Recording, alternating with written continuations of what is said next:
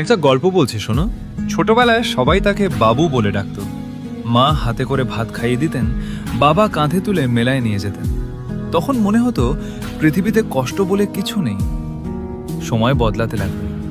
পড়াশোনার চাপ, পরিবারের দায়িত্ব, স্বপ্ন আর বাস্তবতার লড়াই সব একসঙ্গে এসে দাঁড়ালো তার সামনে। বন্ধুদের সঙ্গে আগের মতো হাসি খুশি দিনগুলো ধীরে ধীরে হারিয়ে গেল। একদিন সে ফ্রি ফায়ার খেলতে শুরু করলো। রাতের পর রাত স্কোয়াড ম্যাচ খেলত। গেমে অনেক বন্ধু হয়েছিল। কেউ বলতো, ভাই তুই থাকলে ম্যাচ জিতে যাই। সেই কথাগুলো শুনে তার মনটা একটু ভালো হয়ে যেত। কিন্তু বাস্তব জীবন তো গেমের মতো নয়। একে একে সবাই ব্যস্ত হয়ে গেল। যে বন্ধুরা প্রতিদিন অনলাইনে আসতো তারা আর আসে না।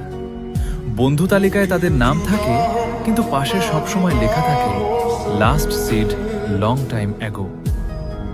এক রাতে সে একাই ম্যাচ খেলছিল।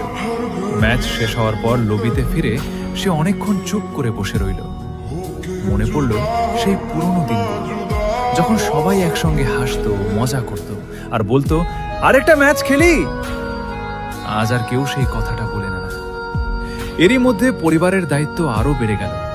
নিজের ইচ্ছাগুলো একে একে ত্যাগ করতে হলো।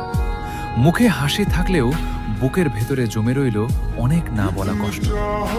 সে বুঝে গেল, ছোটবেলায় মানুষ বড় হওয়ার স্বপ্ন দেখে, কিন্তু বড় হয়ে আবার ছোটবেলার দিনগুলোই সবচেয়ে বেশি মনে পড়ে। একটি ছেলের জীবন এমনই, সে অনেক কষ্ট লুকিয়ে রাখে, কারণ সবাই তার হাসিটাই দেখে, চোখের ভেতরের কান্নাটা দেখে না। শেষ কথা, জীবনের সবচেয়ে কঠিন ম্যাচটা ফ্রি ফায়ারে নয়, বাস্তব জীবনে।